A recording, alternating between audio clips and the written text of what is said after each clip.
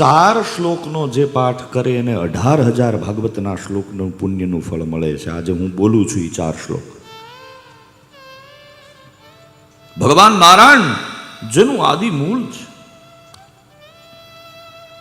અહમેવા સમેવાગ્રે, આ દુનિયા નહોતી તેથી હું હતો. જ્યારે આ દુનિયા છે ત્યારે હું છું. જ્યારે આ બધું ખતમ થઈ જવાનું ત્યારે પણ હું હોઈશ.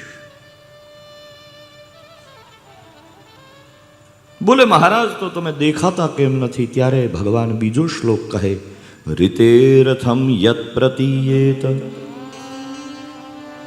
ન પ્રતીયેત ચાત્મનિ તદ વિદ્યાદાત્મનો માયા યથા ભાસો યથા.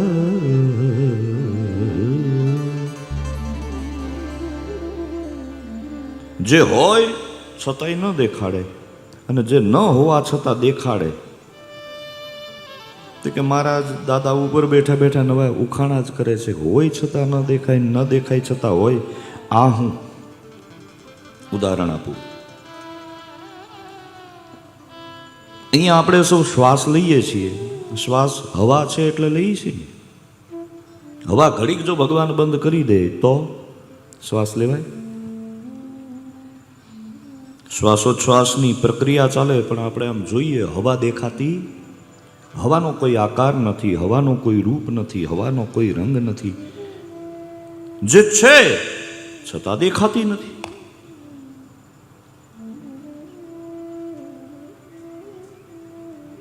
હવે નથી દેખાતું છતાં છે એવી તો હવા થઈ, પણ દેખાતું છતાં નથી એવું જોઈએ. ઉનાળાનો સમય હોય, ઓજા બાપાના દર્શન કરીને આપણે નાગહેરી તરફ જતા હોઈએ, રોડ ઉપર તમે જુઓ, રસ્તા ઉપર તો ઝાંઝવાના જળ દેખાય. પાણીની તરે લાગ્યું અને આપણને એમ થાય કે હાલો ઝાંઝવાના જળનો એક ગ્લાસ પી લઈ. પીવાય? ભેગું જ ન થાય. નારાયણ કહે છે, હે બ્રહ્મા તદ વિદ્યાદ આત્મનો માયામ, ઈ મારી માયા છે. આજે જગત દેખાય છે, મારો ભાઈ, મારી પત્ની, મારા પતિ, મારા પિતા, આ દેખાય છે પણ છે જે નથી દેખાતો એ ઉપરવાળો આપણો છે. રતેરથમ યત પ્રતીયેત ન પ્રતીયેત ચાત્મનિ તદ વિદ્યાદ આત્મનો માયામ યથા ભાસો. આ બીજો શ્લોક. ત્રીજો શ્લોક. આ મૂળ ભાગવતો. અત્યારે કેવું છે, ભજન ભાગવત થાય પણ આ નથી થતું. અમને તો લોકોને ગમે કે ન ગમે, અમારા ઉપરવાળાને ગમે એટલું ઘણું ઘણું. અમારા ગુરુદેવ ભગવાન મોટાભાઈ એવું કહે, આપણા ગુરુદેવ એવું કહે, જગતને રાજી કરવાનો પ્રયાસ ન કરવો, જગદીશને રાજી કરવો. ये भागवत मनोरंजन का विषय नहीं है, ये भागवत मनोमंथन का विषय है. ब्राह्मणों बैठा હોય, ક્ષત્રિયો બેઠા, આવી સમજદાર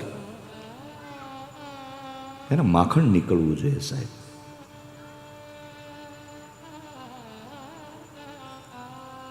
જે નથી દેખાતો એ આપણો છે અને જે દેખાય છે એ આપણા નથી.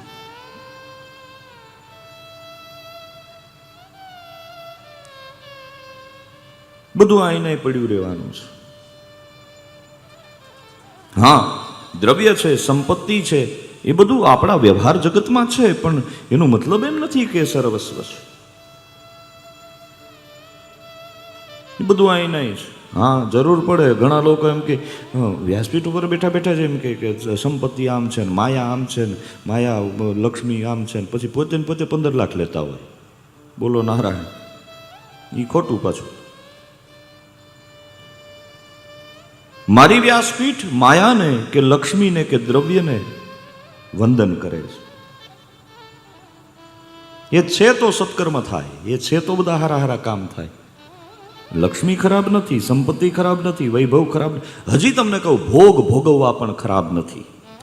ભગવાને તમને આપ્યું છે તો ભોગવો ને વાલા. ક્યાં શાસ્ત્રમાં લખ્યું ભોગ ન ભોગવવા?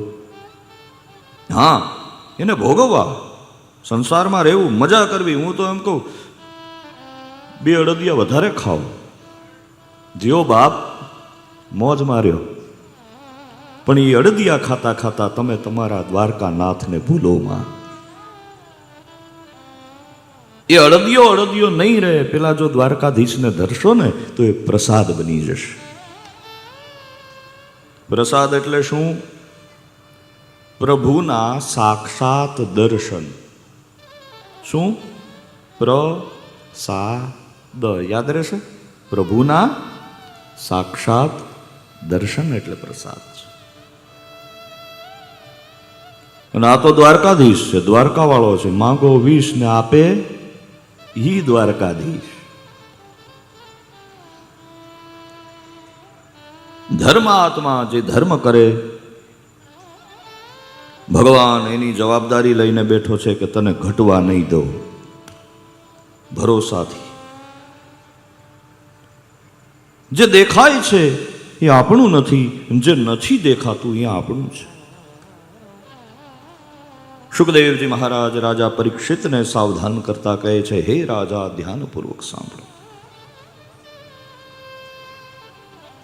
યથા મહાંતિ ભૂતાની ભૂતેષુ ચાવચેશ્વરું પ્રવિષ્ટાન્ય પ્રવિષ્ટાની તથા તે સુનતે સ્વહં.